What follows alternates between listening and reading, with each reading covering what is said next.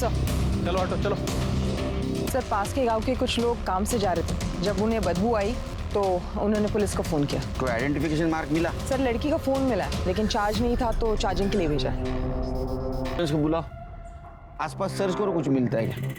Mobile charging के लिए कहाँ लगाया? गाड़ी सर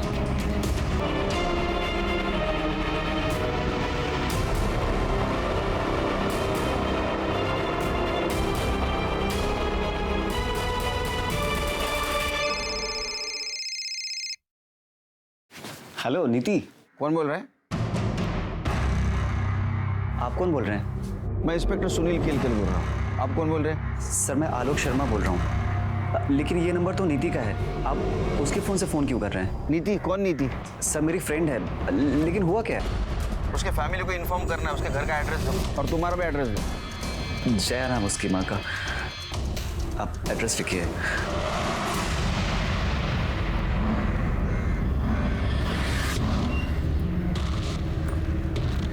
ईश्वर जी, पुलिस तो हमारी बात ही नहीं सुन रही है। सब अब आप ही कुछ कीजिए ना प्लीज। सर आपके बारे में बहुत सुना है, आप कितने बड़े सोशल वर्कर हैं। हमारी बेटी को आपकी मदद की जरूरत है, उसकी हालत बहुत खराब। दिव्या आई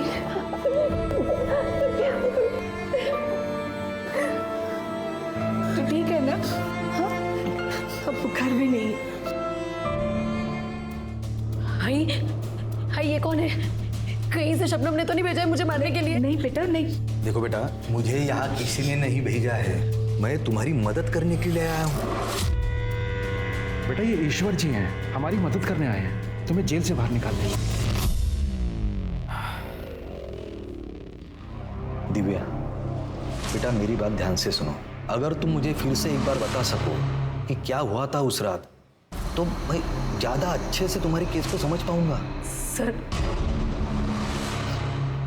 शिवाजी नगर में मेरी बुटीक है और वहीं मेरी दुकान के पास शबनम रहती है अपनी बेटी इशरत के साथ। इसी वो लोग ड्रग्स का बिजनेस करती है और उनके गुंडे आए दिन मेरे दुकान पे आए कस्टमर्स को छेड़ते रहते हैं।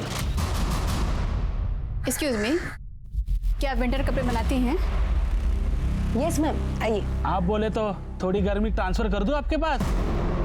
अरे मैडम का काम गर्मी से नहीं चलेगा, गर्मी मिटाने वाले से चलेगा, और उसमें तो मैं एक्सपर्ट हूँ। अरे अरे अरे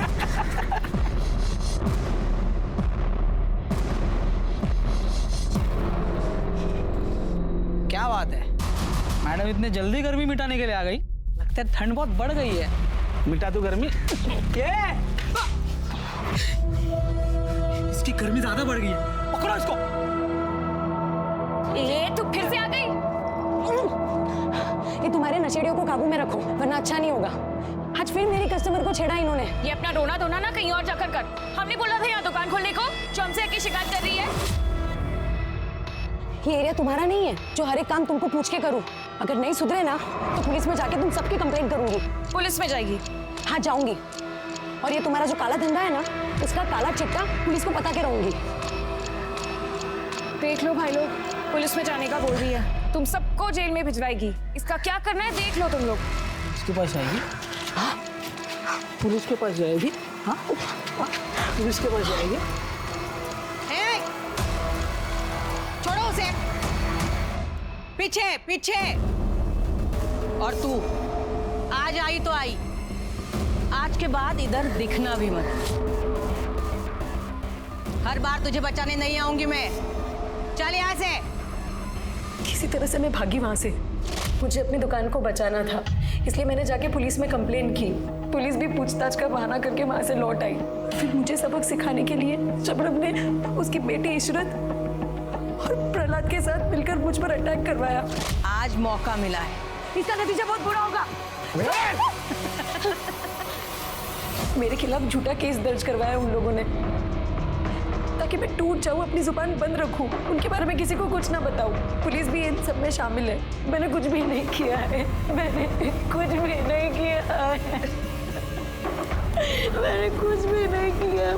करो मेरी, वो झूठ बोल रही है।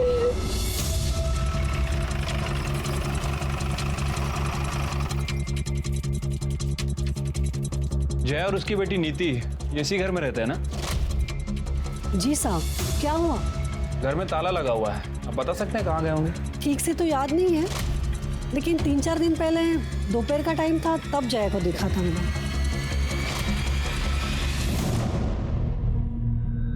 ईश्वरचंद जी, हम हमारा काम पूरी ईमानदारी के साथ कर रहे हैं।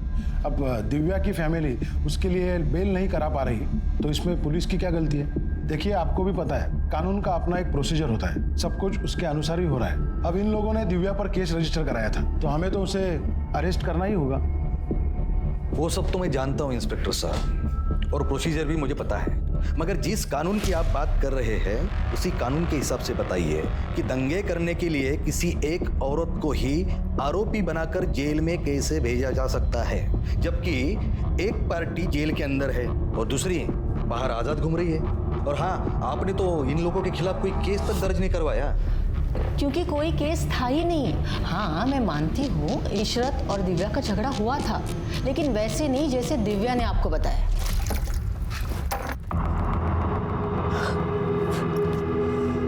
इशरत, दिखाई नहीं देता है अंधी कहीं की? अरे ऐसे कैसे बात कर रही है? गलती से गिर गया, देख नहीं पाई तुझे? तभी तो कह रही हूँ, अंधी हो गई है क्या? सारे कपड़े गंदे कर दिए मेरे। अरे ताई देखो ना कैसे बात कर रही है। ए, ज्यादा मत बोल, पानी ही गिरा है, सूख जाएगा, सूख जाए। सबसे तो बात ही करना बेकार है। जाहिल के जाहिल यहाँ पे सभी। जरा सा बन-ठन क्या लेती है, खुद को हमसे ऊपर समझने लगी है। किसी दिन अकल ठिकाने लगा दी जाएगी ना, उसी दिन सब सही हो जाएगा। क्या बोली रे तू? हाँ, तो अभी सिर कपड़े गंदे कर दिए। अब बता मुझे कैसे अकल ठिकाने लगा। इशरत ने जब मुझे आके बताया तभी मैंने पुलिस में कंप्लेंट कर दी और ये दिव्या गायब हो गई। और अचानक से 1 हफ्ते के बाद आकर उसने हमारे खिलाफ ही कंप्लेंट कर दी कि हमने उसे मारा है, उस पर रेप करवाने की कोशिश की है। रेप? आपको नहीं पता? ये देखिए, यही रिपोर्ट दर्ज कराने को कह रही थी। उनका कहना है कि पास में ही रहने वाले प्रहलाद और अनुज शबनम के लिए ड्रग का काम करते हैं, और शबनम के कहने पर ही उन दोनों ने उसी रात दिव्या पर रेप करने की कोशिश की थी। ताज्जुब की बात है कि इतनी बड़ी बात आपको नहीं पता। साहब, वो दिव्या बहुत चालू लड़की है। वो आपके सहारे हमें फंसाने की कोशिश कर रही है। दुश्मनी निकालनी है ना उसे हमसे। आपके साथ उनकी क्या दुश्मनी हो सकती है? 1 महीने पहले उसकी दुकान में चोरी हुई थी।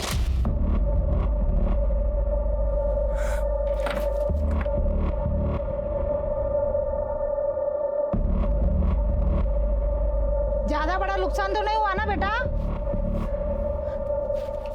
बंद करो ये ड्रामा। मैं ये बात अच्छे से जानती हूँ, इस मोहल्ले के लोगों की हरकत है ये। सबके सब एक जैसे हो। मेरी दुकान बहुत चुभती है ना तुम लोगों को, इसलिए चोरी करवा दी। अरे भैया देखो, भलाई का तो जमाना ही नहीं रहा। कोई तुमसे तुम्हारा हाल पूछ रहा है और उल्टा तुम उसी पर दोष डाल रही हो। तो क्या तुम पर डालूं? कहीं ये चोरी तुमने तो नहीं करवाई? बहुत बुरा लग रहा है तुम्हें? ए, जबान संभाल के, अम्मी है वो मेरी। इशरत, चल यहाँ से, हमें रोकने की कोई भी जरूरत नहीं है। देखिए, आप ये एफआईआर की कॉपी देखिए। दिव्या ने उस चोरी में भी हमें नामजद किया था ताकि हमें जेल हो सके, लेकिन वो कामयाब नहीं हो पाई। इसीलिए उसने दूसरी साजिश रची जिससे हम जेल पहुंच जाए।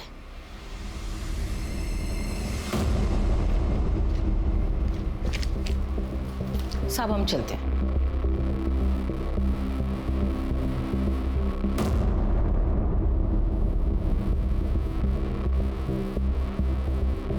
ईश्वरचंद जी, माँ बेटी दोनों मिलकर घुमा रहे पूरे मामले को।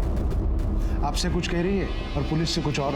इंस्पेक्टर साहब, इस केस की सच्चाई जो भी हो, मगर एक सच्चाई जरूर है कि इस पूरे मामले में पुलिस ने एक तरफा कार्रवाई करके दिव्या को जेल भेजा है, जबकि उसकी हालत देखते हुए दिव्या को जेल में नहीं हॉस्पिटल में होना चाहिए था। मैं समझता हूँ, लेकिन सिस्टम ने मेरे हाथ बांध के रखे हैं। और ईश्वर जी, जेल के हॉस्पिटल में दिव्या का इलाज चल रहा है और दिन ब दिन उसकी हालत भी सुधर रही है। नहीं, जेल के हॉस्पिटल में नहीं, हम लोग दिव्या की बेल के लिए अप्लाई कर रहे हैं। पुलिस विरोध नहीं करेगी ऐसी मैं आपसे उम्मीद करता हूँ इंस्पेक्टर साहब।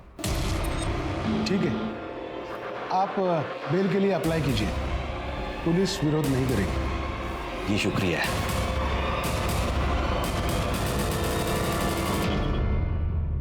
मतलब रेप नहीं हुआ था तुम्हारा, यही कह रही हो ना? जी सर। ये बात तुमने पुलिस को बताई और मुझे क्यों नहीं बताया? सर सब कुछ इतना जल्दी जल्दी हुआ कि कुछ भी याद रखना मुश्किल हो रहा था। मुझे कुछ समझ में ही नहीं आ रहा था मेरे साथ क्या हो रहा है। शायद इसलिए मैं आपको बताना भूल गई, मगर ऐसा नहीं है कि उन्होंने रेप करने की कोशिश नहीं की।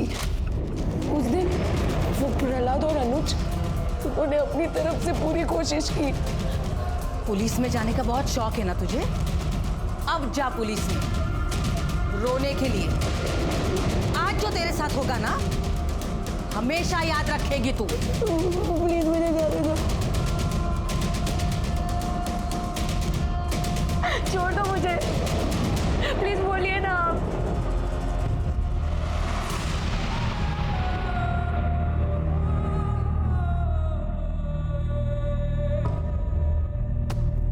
मैं कैसे भी करके वहां से भाग निकली, लेकिन उन दोनों ने मेरा पीछा किया और मुझे पकड़ लिया। फिर देखो दिव्या, मैं तुम्हारी मदद करना चाहता हूँ, मगर इसके लिए तुम्हें मुझे सब कुछ बताना होगा, वो भी सच सच और शुरू से। जब मैंने आपको सब कुछ बताया वो सच ही है। नहीं, अभी पूरा सच नहीं बताया। शबनम के साथ जो तुम्हारी दुश्मनी है, जिसके खिलाफ तुमने चोरी की एफआईआर तक दर्ज करवाई थी। सर वो तो पुरानी बात थी, उसका इस सब से क्या लेना देना? पुरानी बात होगी, पर शबनम तो कहती है कि तुम उससे अपनी दुश्मनी निकालना चाहती हो। सर वो झूठ बोल रही है। वो और उसके आदमी मुझे परेशान करते थे। मेरी दुकान में भी चोरी उन्होंने करवाई ताकि मैं दुकान बंद करके वहां से भाग जाऊं। लेकिन पुलिस की जांच में तो ऐसा कुछ नहीं निकला। कि सर पुलिस बिक चुकी है, शबनम ने खरीद लिया है उन लोगों को। सर मैं आपसे सच बोल रही हूँ, झूठ नहीं बोल रही हूँ। उसकी बात पर यकीन मत करो। ये मामला तो ठंडा होने की जगह और भी गर्म होते जा रहा है। तुम कहो तो ठंडा कर देता हूँ। ये टाइम नहीं है इस चीज का। सर मैं नीति से प्यार करता था, ये बात सच है, लेकिन उसका मर्डर किसने किया, उसकी माँ कहाँ गई, मुझे इसके बारे में कुछ नहीं पता सर। तुम इतना अगर प्यार करते थे उससे, तो 4 दिन से ना तो तुमने उसको कॉल किया ना तो उसका तुम्हें कॉल आया। ऐसा कैसा प्यार? सर पिछले 4 दिन से उसका फोन बंद आ रहा था। मैंने उसे कई बार फोन ट्राई किया, फिर मुझे लगा कि उसकी माँ ने फोन छीन लिया होगा लड़ाई झगड़े की वजह से। लड़ाई कौन सा?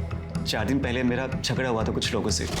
हटना जरा थोड़ा, देख नहीं रहा तुझे बैठे हुए? भाई मुझे गाड़ी से सामान निकालना, आप उठ जाओ यहाँ से। और वैसे भी गाड़ी पे बैठने की जगह नहीं है। तो तू ही बता कहाँ जाकर बैठे? अरे भाई यहाँ से चले जाओ, आप कहीं भी बैठो, मुझे गुंडा बनने की कोशिश मत करना, समझा? हेलो।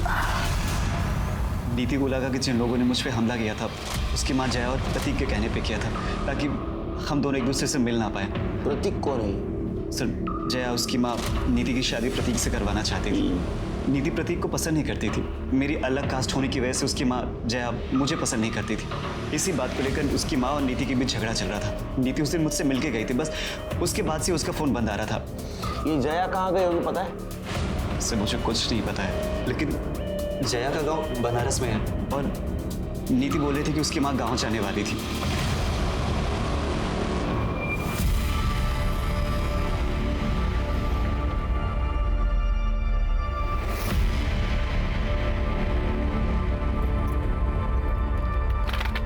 और पुलिस के क्या हाल है? परेशान होने वाली कोई बात नहीं है, सेटलमेंट हो रहा है धीरे धीरे।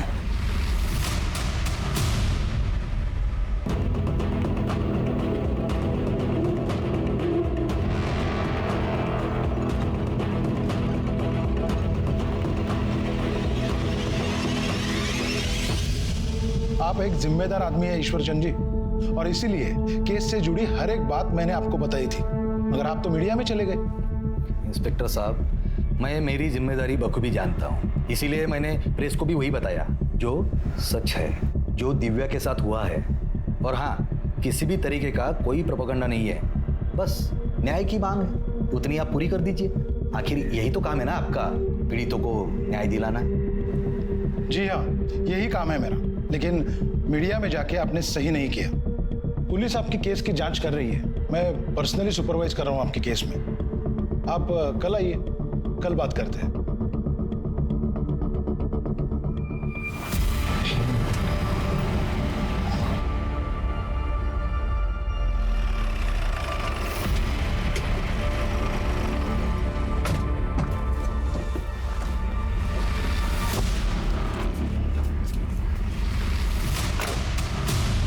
सोचा था?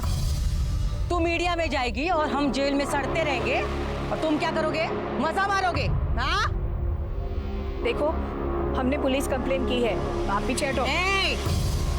पुलिस कंप्लेन की है ना, यही सबसे बड़ी गलती की है। अब गलती की है तो हर्जाना तो भुगतना पड़ेगा। तैयार रहना। चल बेटा अंदर, अंदर चल। आजा बेटा, अंदर। ये क्या नया तमाशा है तुम दोनों का, जो पेपर में खबर छपी है इसकी? ये ले पढ़ी से। बाबा, वो शबनम और प्रहलाद अभी। चुप, एक शब्द नहीं सुनना है तेरे मुंह से। और तू, एक पैसे की अकल नहीं है क्या तेरे में? है? तेरी बेटी की ऐसी उल्टी सीधी खबरें छपेगी अखबारों में तो कौन शादी करेगा इससे? हाँ मगर वो लोग हमारी दिव्या। अरे छोड़ ले सबको। तुझे पता है कितने खतरनाक लोग हैं वो? हैं? पहली बार इसका रेप नहीं कर पाए, इस बार अगर इसका रेप कर दिया या इसके ऊपर एसिड डाल दिया तो क्या करेगी? दिव्या, हम उतने बड़े लोग नहीं हैं कि उनसे मुकाबला कर सके। जो हुआ उसे भूल जाओ। नहीं भूल सकती बाबा, और ना ही मैं ये केस वापस लूंगी। भाई, अब से आपको मेरे साथ आने की जरूरत नहीं है।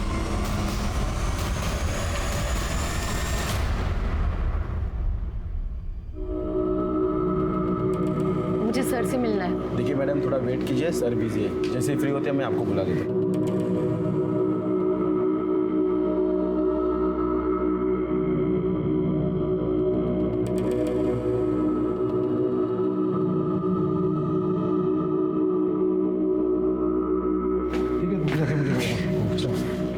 अरे तुम अभी तक यही बैठी हो? मेरे दिमाग से ही निकल गया था। तुम्हारे केस की छानबीन चालू है, मगर अभी तक कुछ मिला नहीं। सर, वो शबनम और इशरत को आपने अरेस्ट किया था, लेकिन वो लोग तो जेल से बाहर है। उन्होंने बेल ले ली, जैसे तुमने ली थी। लेकिन सर, वो लोग मुझे और मेरी माँ को धमकाने आए थे। प्लीज आप उन लोग को अरेस्ट कर लीजिए। यही बात शबनम और उसकी बेटी हमसे कह रही है कि तुम और तुम्हारी माँ उसके पीछे पड़े हो। अब अगर हम उन्हें अरेस्ट करेंगे तो तुम्हें भी जेल जाना होगा। जाना है जेल? ठीक है, कल आना। कल आराम से बैठ के बात करेंगे इस पर। बताइए क्यों बुलाया मुझे आपने? अरे वो पूछना था, नाश्ते में तू भुर्जी खाता है ऑमलेट खाता है? मतलब? नीति के मर्डर केस के बारे में बातचीत करनी तेरे से। तू शादी करने वाला था ना उसके साथ? शादी करने वाला था, की तो नहीं है।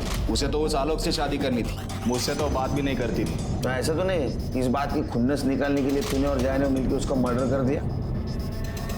अच्छा, तो कोई सबूत है आपके पास? आपको जब भी सबूत मिलेगा ना, बुला लेना, आ जाऊंगा। सर क्या है? सर कितना बोल रहा है? एक रख के दूं क्या इसमें? 4 चम्मच शक्कर की चाय, दिमाग की बत्ती जला है। इसका बैकग्राउंड चेक किया था? हाँ सर, इसका बैकग्राउंड चेक किया था। एक लोकल नेता है, उसके लिए काम करता है, इसलिए फालतू की अकड़ भरी है इसमें। काफी केस भी है इसके अगेंस्ट, मारपीट के। नीति के मर्डर वाले दिन कहा था, जरा पता करो। ठीक है सर। वैसे सर, ये प्रतीक और जया, इन दोनों को ही नीति और आलोक के रिश्ते से बहुत ज़्यादा प्रॉब्लम थी। सर पॉसिबिलिटी है कि या इन दोनों ने ही इसका मर्डर किया या फिर किसी से करवाया है। सर आलोक सही कह रहा था। हमने बनारस में जया के गांव से पता किया। नीति के मर्डर के अगले दिन ही वो अपने गांव पहुंची है। नीति के मर्डर के अगले दिन जया को लेके आओ। क्या भाई कल्याण, इसका कल्याण करने जा रहे हो?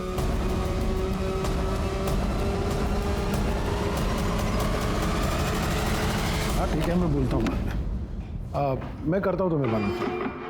सॉरी, मैं भूल ही गया था कि आप यहाँ बैठी हो। तुम्हारे केस में एक लीड मिली है, एक्चुअली उसी की छानबीन चालू है। एक काम करना, तुम कल आना, कल तक कुछ और पता चल जाएगा। न्याय मिलने में देरी न्याय ना मिलने के बराबर है, और दिव्या के साथ भी ऐसा ही हो रहा था। न्याय की आस ने उसे एक ऐसे अंतहीन इंतजार के चक्रव्यूह में धकेल दिया जहां न्याय तो नहीं था, पर अगर था तो सिर्फ एक लंबा इंतजार और निराशा ही निराशा। शबनम और इशरत ने उस पर शारीरिक हमला किया था, लेकिन पुलिस की एक तरफा कार्रवाई और परिवार के अधूरे सपोर्ट ने उसे मानसिक तौर पर भी तोड़ कर रख दिया था। लेकिन फिर भी दिव्या लड़ रही थी न्याय के लिए, और इस लड़ाई में जहां वो बिल्कुल अकेली थी, उसे सहारा मिला एकदम अप्रत्याशित तरीके से। नीति अपने मर्जी से शादी करना चाहती थी, तुम्हें पसंद नहीं था, इसलिए तुमने नीति को मार दिया। नहीं सर, मैंने नीति को नहीं मारा। नीति के मर्डर वाले दिन आप गांव क्यों चले गए? नीति ने मुंह दिखाने लायक नहीं छोड़ा था उस आलोक के साथ रिश्ता रखकर। उस दिन जब वो घर नहीं आई तो मुझे लगा कि वो आलोक के साथ भाग गई और मोहल्ले में किसी को पता ना चले, इसलिए मैं चुपचाप गांव चली गई। नीति उस दिन घर से निकलने के बाद आलोक से मिली ही नहीं। ये सब कुछ तुमने और प्रतीक ने किया है। नहीं सर, हमने ऐसा कुछ नहीं किया। तुम दोनों के सिवा कौन दुश्मन था उसका? कौन कर सकता है ये?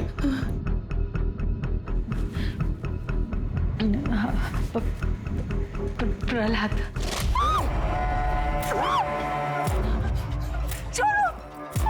पकड़! उठ!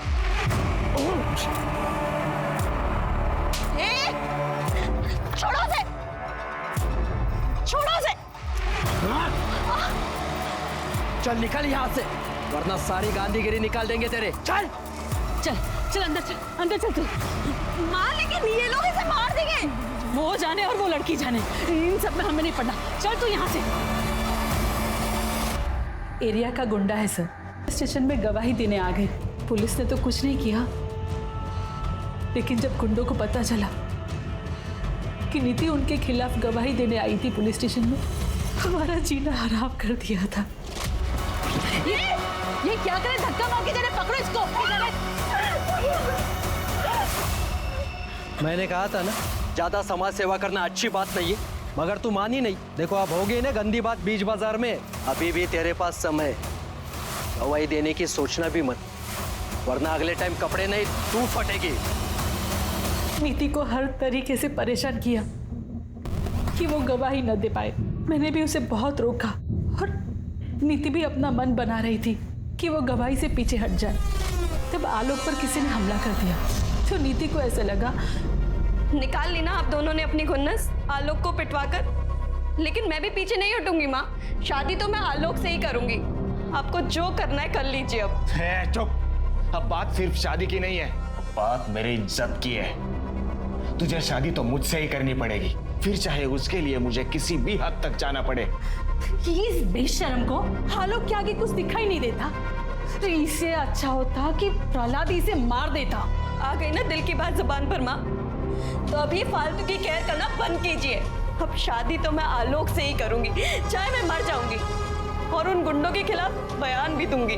बहुत सुन ली मैंने आपकी, अब नहीं सुनूंगी। उस रात हमारे बीच बहुत लड़ाई झगड़ा हुआ और दूसरे दिन सुबह नीति घर छोड़ के चली गई। उन गुंडों ने ही मारा है सर मेरी बेटी को। ये आलोक ने, क्योंकि वो आलोक के पास ही गई थी। किस पुलिस स्टेशन में था ये झगड़े का केस जहां नीति गवाही देने वाली थी?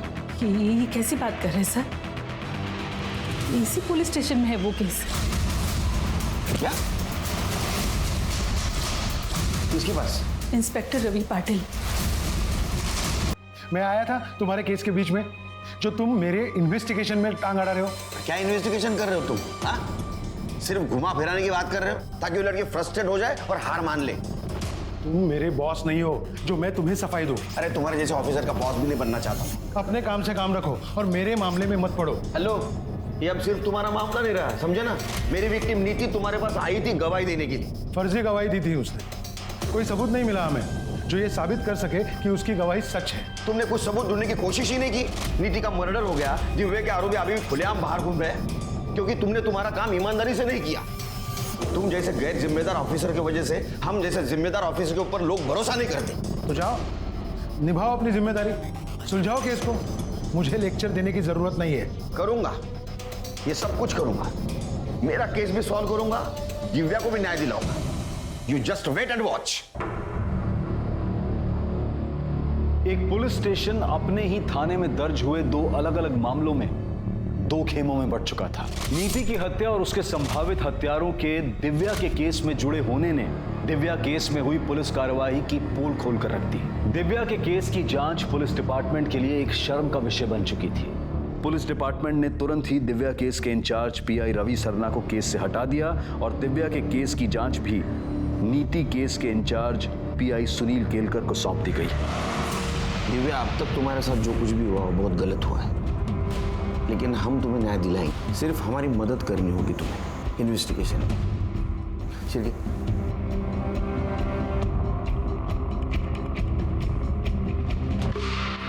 इसे जानती हो?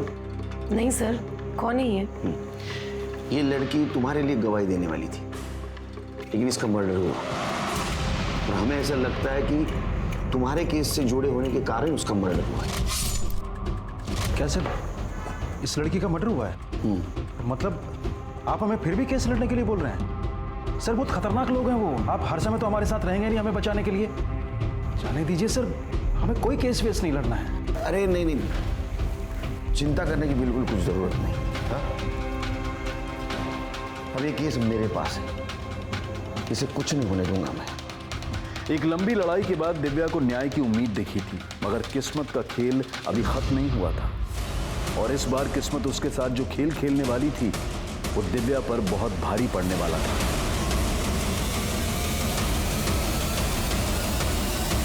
साहब, मेरी बेटी को मार डाला। मार डाला।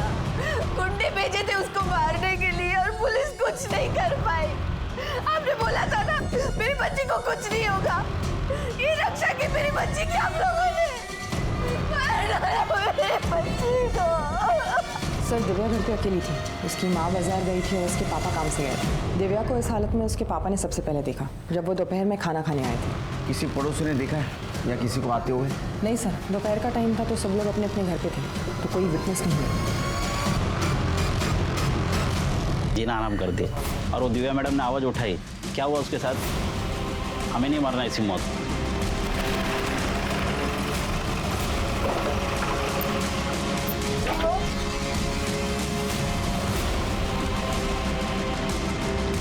सर, अनुज और प्रहलाद घर पे नहीं है और ये बताने को तैयार नहीं वो कहाँ है। अंदर डालो इसे, चल। दिव्या के साथ तो मारपीट यही हुई थी, अगर बोलेगा कोई कैसे? और शबनम और उसके गुंडे सब उससे डरते, मैं भी डर गया था। ये स्टेटमेंट थाने चल के दे सकते हो? स्टेटमेंट क्या? आप अगर सुरक्षा की गारंटी दो, मैं अपने घर का सीसीटीवी फुटेज आपको बता सकता हूँ। Very good. बता, कहाँ है अनुज, कहाँ है प्रहलाद? हमें कुछ नहीं पता, हम सच कह रहे हैं।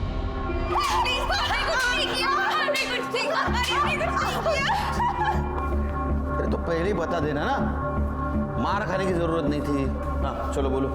पूरे इलाके में मेरा ही माल बिकता था, किसी की औकात नहीं थी मुझसे उलझने की। लेकिन जब से उस दिव्या ने दुकान खोली थी ना, तब से उसने मुझसे उलझना चालू कर दिया। कभी घर में आके हंगामा करती थी तो कभी यहाँ पुलिस स्टेशन में आके कंप्लेन करती थी। इसीलिए सड़क पे हमला करवाया उस पे। पहले सड़क पे उसके ऊपर हमला करवाया सबके सामने, बाद में रेप करवाने की कोशिश की।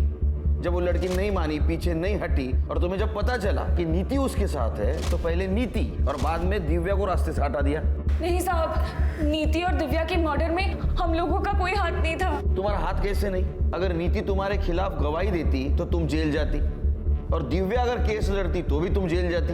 तुम्हारा धंधा चौपट हो जाता, पर तुम कह रहे हो तुम्हारा हाथ नहीं।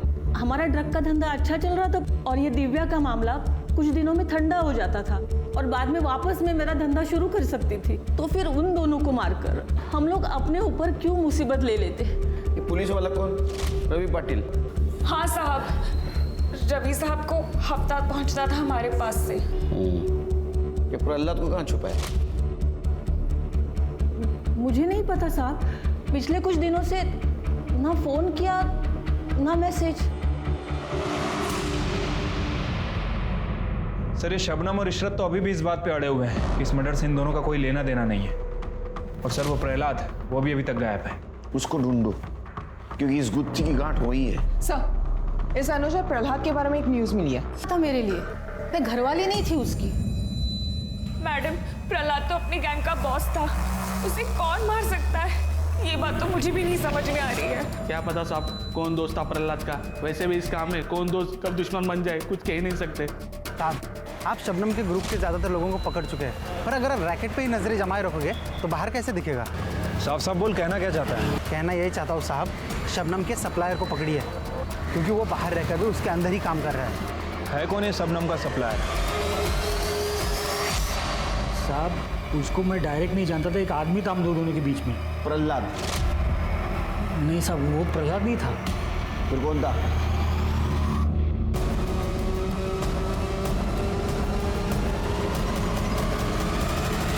दीपक भाई, अभी माल नहीं उठा पाऊंगा।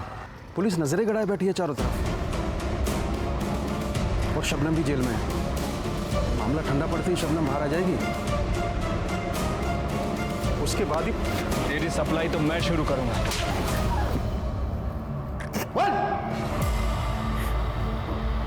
मुझे गांजा पीने की लत थी साहब, बाकी लोगों की तरह मैं भी शबनम से गांजा लेता था। क्या नल्ला माल है, करंट ही नहीं मारता। इससे बढ़िया माल तो दूसरी जगह मिलता है। कमीने, मेरे ठिये पर बैठकर मेरे ही माल की बुराई कर रहा है। तेरे को नहीं अच्छा लग रहा है ना, तो जा कहीं और जाके मार। चल, खाली पीली कस्टमर्स मत बिगाड़ मेरे। यहाँ नाराज क्यों हो रही हो? आपा एकदम कड़क और सस्ता माल दिलवाऊंगा ना। एक आदमी को जानता हूँ मैं, आपा एक बार माल लेकर तो देखो, 2 पैसे तुम भी कमाओगी और इसी बहाने 2 पैसे मैं भी कमा लूँगा। कल्याण के कहने पर मैंने माल मंगवाया दीपक से। माल में दम था और कल्याण मेरे लिए माल लाने लगा। सब कुछ ठीक चल रहा था साहब, जब तक दिव्या ने वो दुकान किराए पे नहीं ली थी। मैंने कई बहानों से उसकी दुकान बंद करवाने की कोशिश की, लेकिन उसने मेरी एक नहीं सुनी। उल्टा रोज कोई ना कोई समस्या खड़ी कर देती थी।